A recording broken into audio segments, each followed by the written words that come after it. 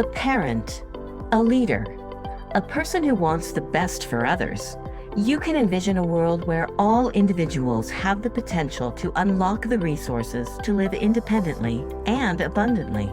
The key to such a world is education. Unfortunately, today's traditional education has many gaps.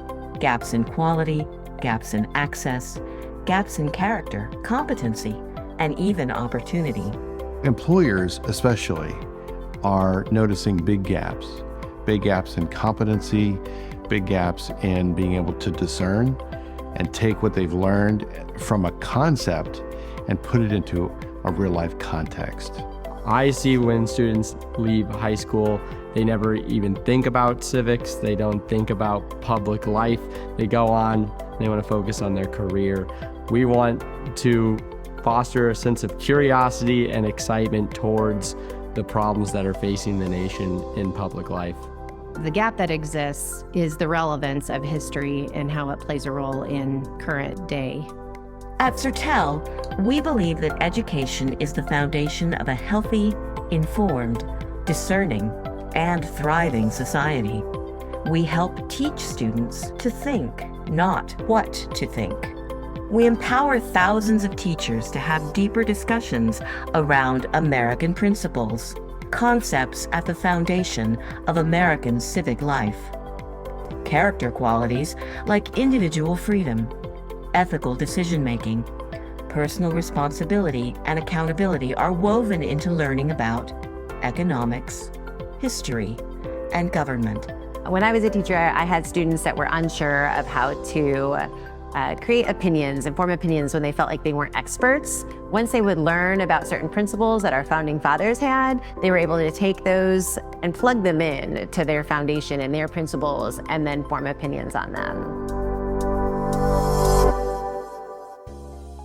These principles are highly relevant to high school students as they learn the fundamental values and principles that underpin American democracy and society.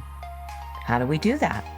Through disruptive innovation of education. Sertel started with the concept of disrupting what's happening now. We're on the cutting edge and forefront of education technology. We can empower students and teachers with our potential resources, and we're in a position where we can transform communities. I'm very proud to tell somebody what I do because I work for an organization that is on a mission to be able to help the growth of students everywhere.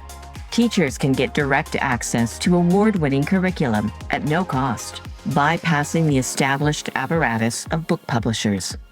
Sertel engages with administrators and groups to advocate with the goal of success for the student by creating tools to capture data in real time on how being exposed to and learning American principles helps student engagement in economic freedom, independence, and liberty. At Sertel, we want more innovation in education, more empowerment of people, and community transformation. Sertel is delighted to sponsor this summit, harmonizing with the Policy Circle's noble vision of empowering individuals to pioneer solutions for their respective communities.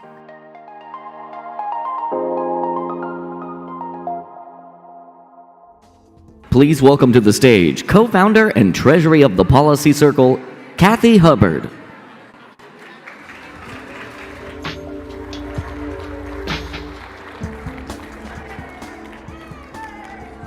Thank you, fans. I just have to say that I'm just so impressed by all of you out here. You're such talented women, so engaged, so interesting.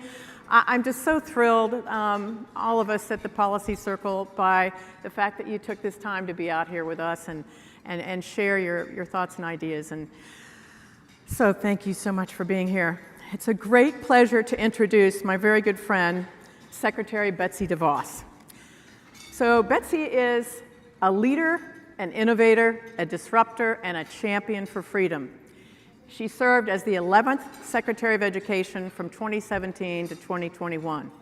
She has been tireless in pursuing public policy reforms that get the government out of the way and allow students the freedom, flexibility, and resources they need to learn the way they want to. No one has done more to expand educational choice than Betsy DeVos. I wish to add that, to me, she is so inspiring because she has incredible persistence, determination, and courage. She is my hero. Come on out, Betsy.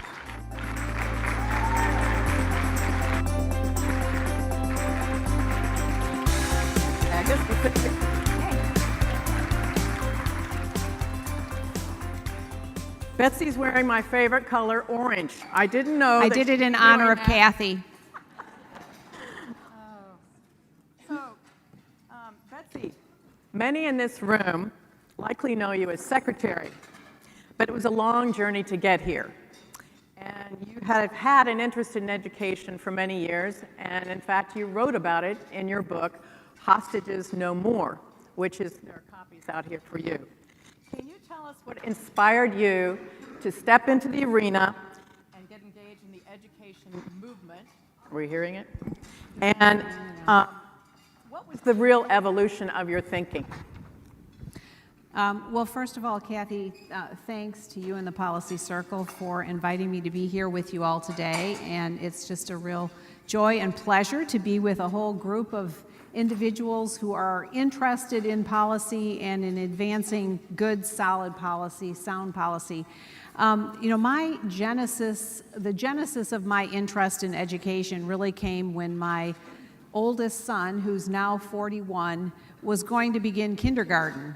And I looked around all of our area to find the best place for him to go to school, knowing that my husband Dick and I were going to have the opportunity to send him wherever we felt was best for him.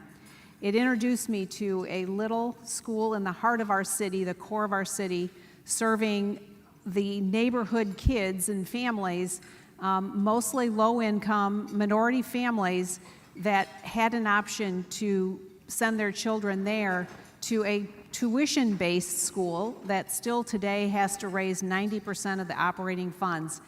And I got involved there as a volunteer. Rick didn't go to school there, but I volunteered. And making a long story short, the more I got involved with that school and the more I understood the demand for more schools like that and the inability of parents to be able to make that choice, it led to a long progression of involvement in, first of all, providing scholarships and then really advocating for the policy changes, starting at our state level and then really going nationally.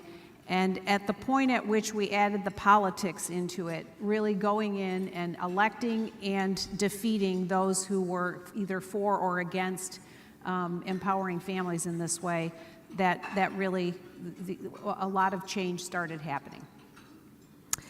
Thank you. So during your time as secretary, you focused on the expansion of school choice, spurring innovation in the education sector, and then also you included new industry-recognized apprenticeships programs. Why did you decide to support parental choice? And tell us about these other areas of innovation. And what did this national experience teach you about building coalitions and consensus to enact policy changes? Well, when I came to the Department of Education, it was with the goal of really directing all of our efforts and all of our decision-making everywhere where we could make a difference to support students and their families. Not a system, not buildings, not infrastructure, not organizations, but students. That was very different than any of my predecessors. All of the orientation there is around infrastructure, buildings, and systems. And I'm just really thankful for the team that I had to work with to really help amplify what we felt was an important message to continue to cultivate everywhere we went, pointing out, visiting places, visiting schools that were doing things differently to actually meet students' needs, to highlight innovative apprenticeship and internship earn and learn opportunities, and supporting students that wanted to have a meaningful track beyond high school, but culture tells them that if they don't go to college, that they're not going to be successful. And again, very much focused on students and what their needs were and their interests. Everything we did really pointed to the fact that in order to advance these kinds of policies, it requires working with a wide cross-section of people and really helping to bring people together around an idea or a concept that might be unfamiliar to them. So it involves educating first and then helping to compel them to join you in that cause. So I thought I'd ask you, what surprised you the most about going into that building in the very beginning as the new Secretary of Education, and what were some of the most surprising, shocking things that you learned? Well, that's a very good question. I just put that in. I could go many different ways with that. It did not shock me that the vast majority of the people that I inherited to work with coming into that building had zero interest in the things that I was most interested in, students. They were very, very focused on whatever they had been, accustomed to doing before. And many of them, now that there were some wonderful, wonderful career servants that really did work together with us to advance policies directed around and supporting students. But there were a lot of them that stood in the way. And I think, probably the biggest surprise going there was, I knew a large federal bureaucracy was going to be very difficult and bureaucratic. I did not fully understand, particularly at the Department of Education, which is rife with very ideological, rigid individuals around an agenda that is antithetical to probably many of us in this room, and that we're really hell-bent on preserving that agenda. I underestimated how formidable that would be. So Teddy Roosevelt has a famous quote that I know you all have heard. It's not the critic who counts, but the man in the arena. In this case, it's the woman in the arena who's bloodied and took more than her fair share of harsh criticism as Secretary of Education. How did you manage that public scrutiny, and how did your family manage that?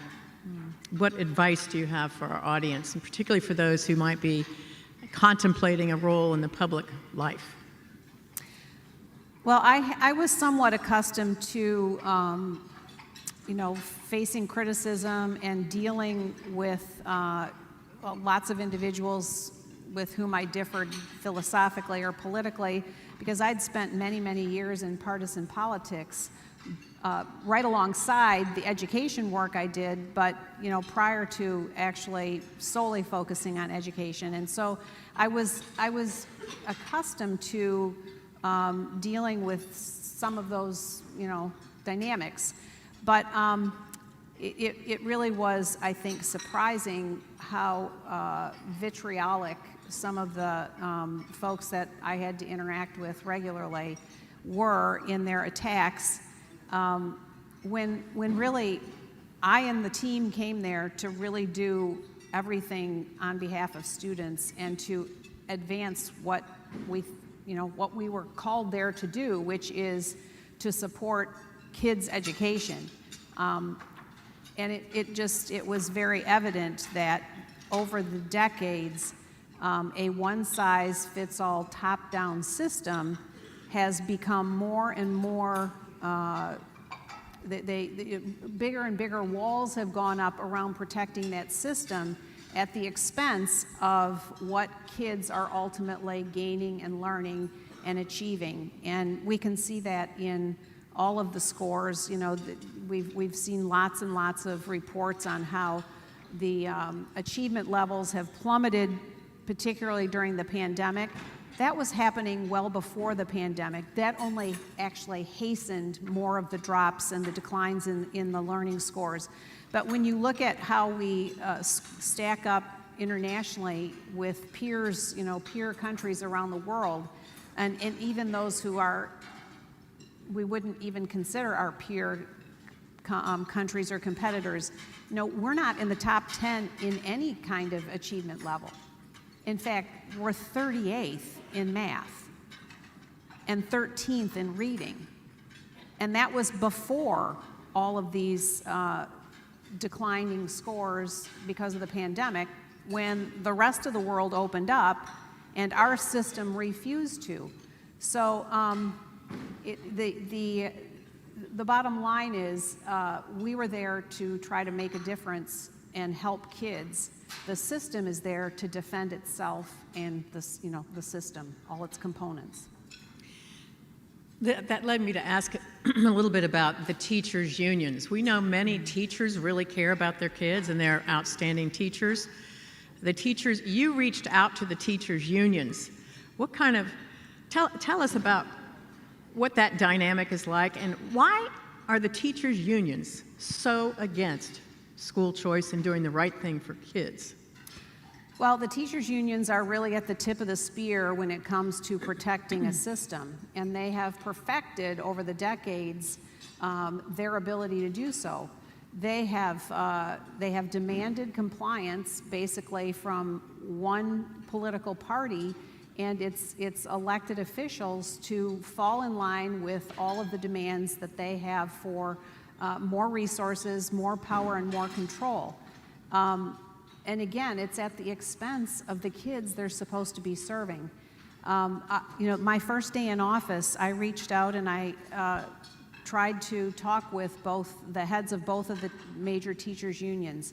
I did speak with Randy Weingarten. We agreed that while there are many things we disagreed on, that there were things we could find common ground on. And I agreed to go and visit a school of her choosing. She agreed to visit a school of my choosing. I followed through on my end of the deal, and we visited a school in Ohio. She consistently refused to find a date or an opportunity for us to visit a school of my choosing, even though I would have been happy to choose a school that was within less than an hour's drive of where she lives and works. So that was pretty telling to me. The head of the NEA, Lily Eskelson Garcia, would not take my call, and in fact put out a statement that day that said she would never ever meet with me and had nothing that she ever wanted to say or do with regard to any kind of relationship here. So it was, again, another very telling signal that there was not an interest there in actually finding common ground for students, the people they're actually supposed to be serving. But Kathy, you mentioned teachers, and I think it's a fallacy to call them teachers' unions because they are not for teachers. There are teachers who are members of the teachers' union, but there are many more other members of both of those unions that have nothing to do with teaching. And when I look at the hundreds, if not hundreds of thousands of great teachers that have gone to the sidelines because they've become so frustrated with the system in which they are forced to operate, and they are not allowed to actually do the thing they do best. I am a firm believer that when more education freedom takes root in the states that have passed the policies already, this is the greatest thing for teachers also, because teachers are going to be able to come back onto the playing field.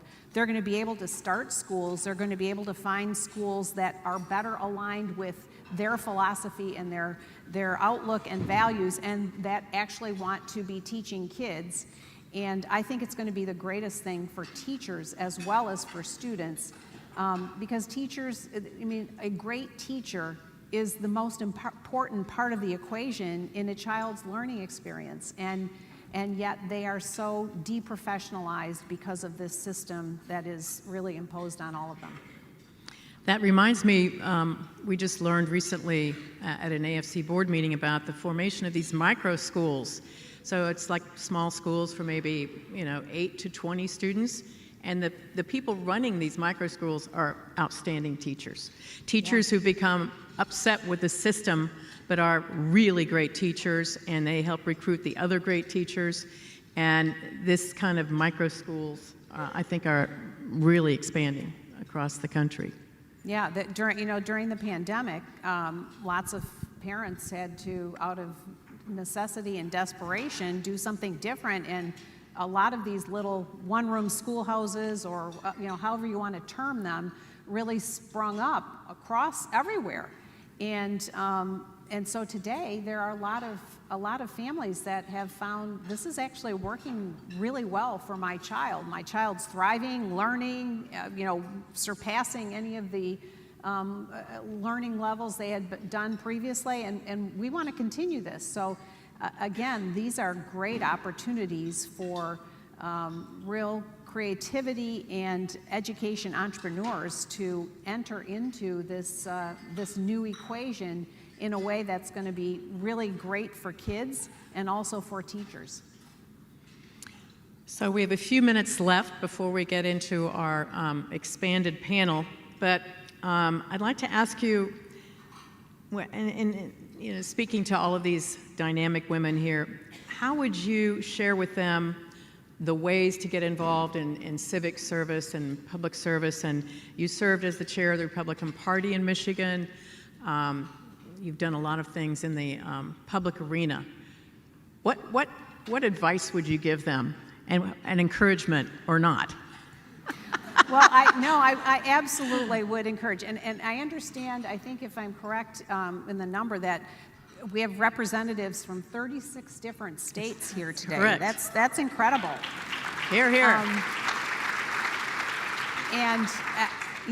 Every state is different. Every state has a different dynamic, and the politics and the policies are different in every state, which is the beauty, right, of our country, that we have 50 different laboratories of democracy.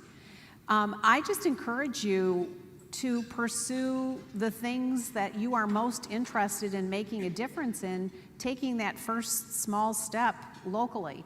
I mentioned how I got involved with education. It was not any big decision on my part. It was, this is something I see that I can help make a difference at this school. And then, oh, by the way, I'm learning that for all of these kids here, there's 10 or 20 other families that really want to have their kids in a school like this. Well, why can't they? Well, okay, it's our funding policy. The funding goes only to a system. It doesn't follow the child. Well, that doesn't make sense to me. So, pursue the things that you're really interested in changing and making a difference in, but take that first small step, whether it's volunteering for a local event or committee that is making a difference in the lives of your fellow community members, and see where it leads, and do it with curiosity and also the confidence that you'll have if you are drawn into that next thing that's bigger that you don't think you can tackle, just you'll figure it out as you go, but take that step and then keep taking the steps as you're directed and as you have the opportunity to.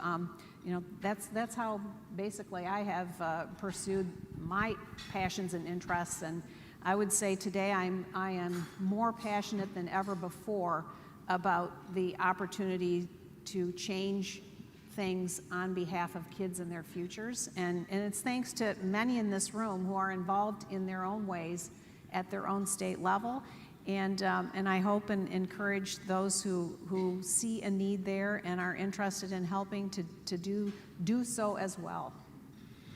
Thank you so much, Betsy, for your leadership, for inspiring all of us. Thank you very much.